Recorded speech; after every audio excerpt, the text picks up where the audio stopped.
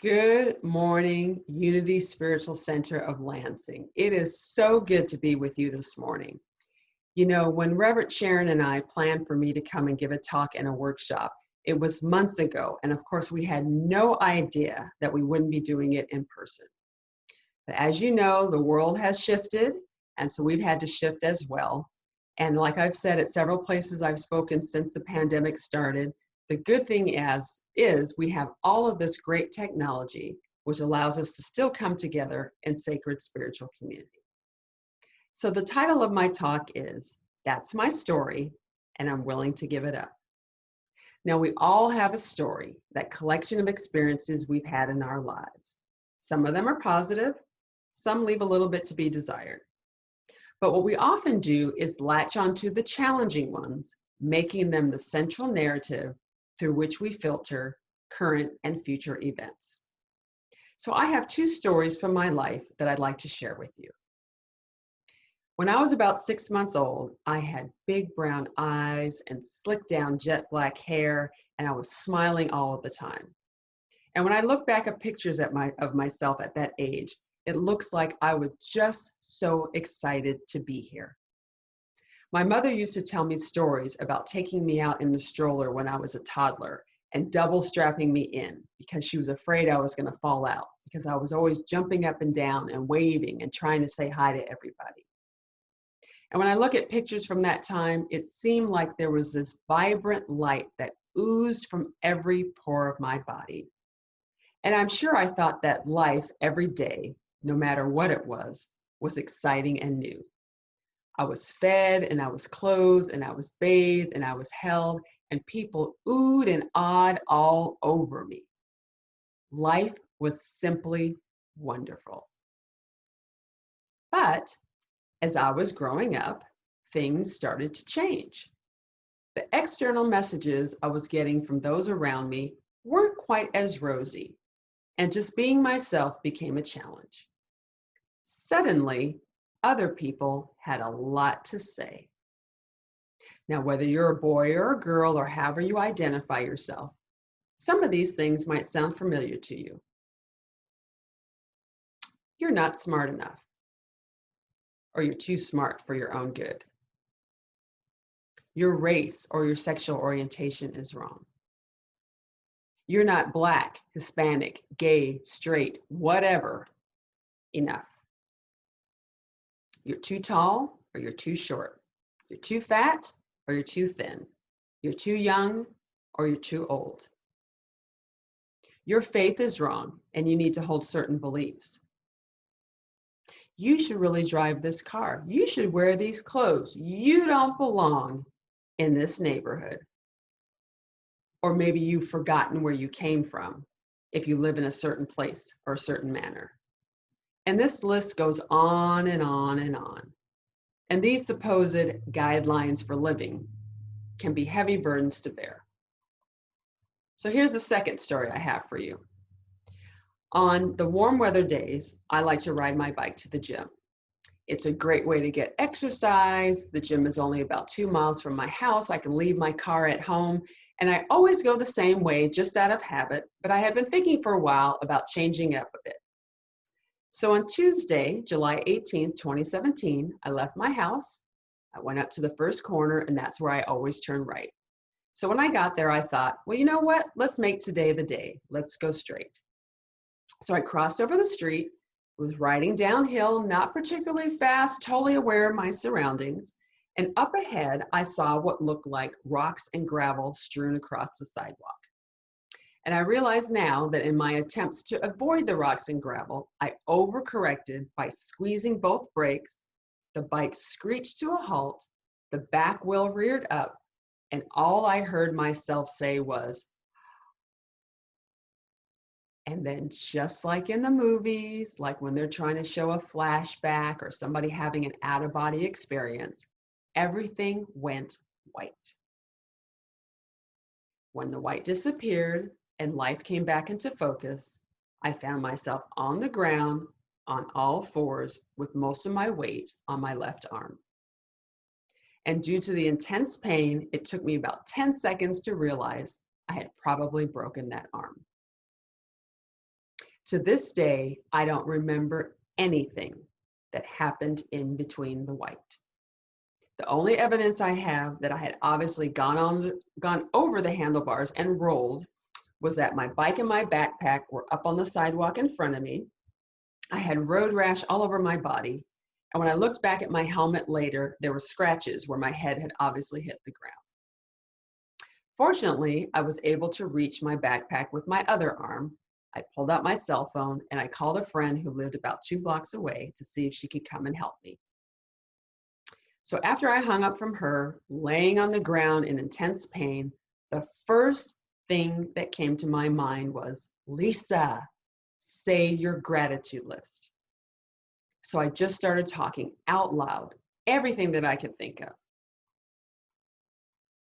I'm on the sidewalk and not in the street. It's daytime and not nighttime. It's a sunny day and not raining. I'm only 2 miles from the hospital. I have health insurance. My friend who's coming to get me, she'll know exactly what to do. And the biggest thing on that gratitude list for me was, God is here. A man jogging by, my friend who I had called, and some people driving down the street who saw me on the sidewalk all stopped right around the same time and called 911. So after the police came and the paramedics came, I was put in the ambulance for the ride to the hospital. And on our way, I asked the very cute, I might add, paramedics, I hadn't hit my head that hard that I missed that, if they would say my gratitude list with me. And one of them said, well, what's a gratitude list? And I said, it's all the things I have to be thankful for, even while this is happening to me right now. So they both jumped right in and said it with me. So as you might imagine, once I got to the hospital, I got the distressing news that it was worse than just a broken arm. I had actually broken my elbow. And I will spare you the gory details on what fortunately was going on out here that I couldn't really see very well. But I had to have surgery, and right away. So once I got home, all drugged up, my arm wrapped from my shoulder to my wrists, many of the abilities that I had, and then realized that I took for granted, were taken away, even if only temporarily. Cooking, driving, opening the toothpaste, brushing my hair, tying my shoes, changing my clothes, typing, all of it was a challenge. Being grateful for what I could do had gotten lost in the shuffle. When I realized that in the early days of my recovery, what I was really suffering from was an overwhelming feeling of worthlessness. And what I was telling myself about those breaks in my arm was, see, you can't do anything right. Why did you have to go a different way to the gym? The other way was working just fine. You always make bad decisions. These problems you're having, they're all your fault. You're no good to anybody like this. Once again, I was tying my self-worth to my old childhood stories, what other people had to say about me. But like I said earlier, we all have a story, that collection of experiences we've had in our lives. However, when we latch onto the challenging ones, we allow our inner critic to sit on our shoulder and whisper them to us over and over and over. In the book Radical Forgiveness by Colin Tipping, he talks about something that he calls a forgiveness centrifuge. And he says that we can explain a forgiveness centrifuge kind of like a juicer, where you put something in, spin it around, and separate the two parts. And the forgiveness centrifuge we can use, he says, to separate the facts of what happened in our lives from our interpretation of the facts. So, for example, your fact may have been that as a child, your father left the family. Your interpretation of that fact might have been that it was because of you, that you were bad or wrong, or you did something that you shouldn't have done, or you didn't do something that you should have done, and you took his leaving to mean that it was about you. Your fact may have been that you had a certain career goal that some people said was beneath you, or maybe that boys or girls can't or shouldn't do or be that.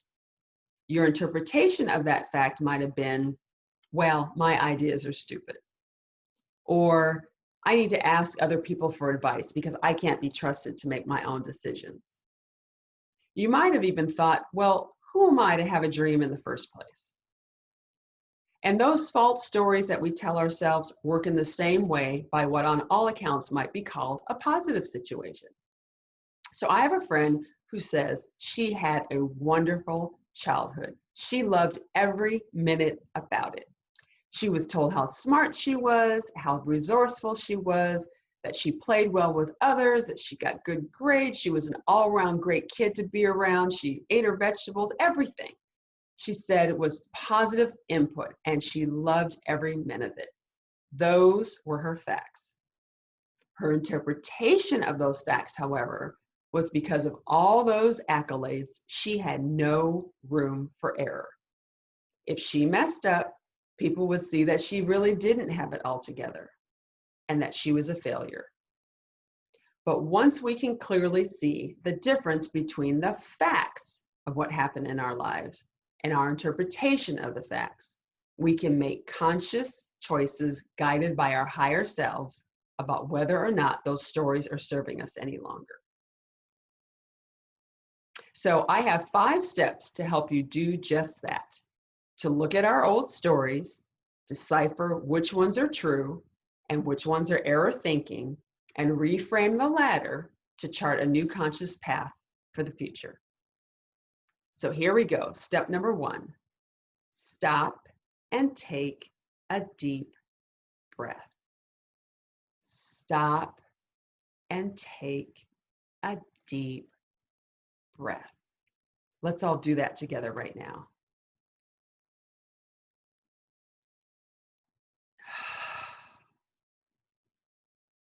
When you do that, you sit or stand a little taller. Your chest opens up a little bit. It allows even just a little bit of space for perhaps something new to come in. Step number 2, thank the old story for getting your attention. Thank the old story for getting your attention. Whatever it is, it's trying to tell you something. Step number 3, examine the old story. Examine the old story. Is that story you're telling yourself absolutely true? How is it true? Why is it true? Could there be any other interpretation? Do the people who love and support you the most believe that story too? Step number 4, reframe the old story. Reframe the old story. You can ask yourself things like, what is the opposite of this old story? Or how do I want to feel without the burden of this old story? Or even, what if I choose not to believe this old story anymore? And step number 5, be gentle with yourself. Be gentle with yourself. You're changing negative patterns of thought that have been deeply rooted in your subconscious mind, sometimes for years, and it takes time. Beating yourself up for having that old story is like going to the gym one time and expecting your body to look exactly the way you want it to. But it doesn't work that way. We're just putting one story in that forgiveness centrifuge at a time, spinning it up, and separating the facts from our interpretation of the facts. If you practice these 5 steps on a regular basis, I guarantee you will experience amazing results. So I have a new arm now. I call it my new bionic arm. And if you were to look at the x-ray, you would see all of these pins in my arm and a plate holding it all together. So what I say now about those cracks in my arm, those old childhood stories, is this. I am adventurous and like to try new things. I am capable and smart. My vulnerability is one of my strengths. People love me for who I am, not what I can do. I'm grateful for the lessons and the blessings in this experience. And at that plate holding it all together, I now say, I am worthy and I love myself just the way I am. And to that cute little girl with the big brown eyes and the slicked down jet black hair, my older, wiser self says, you are a perfect expression of God. You always have been, and you always will be. Those other things were your old stories, but it's time to give them up. You just need to believe in yourself because you are far more than you know.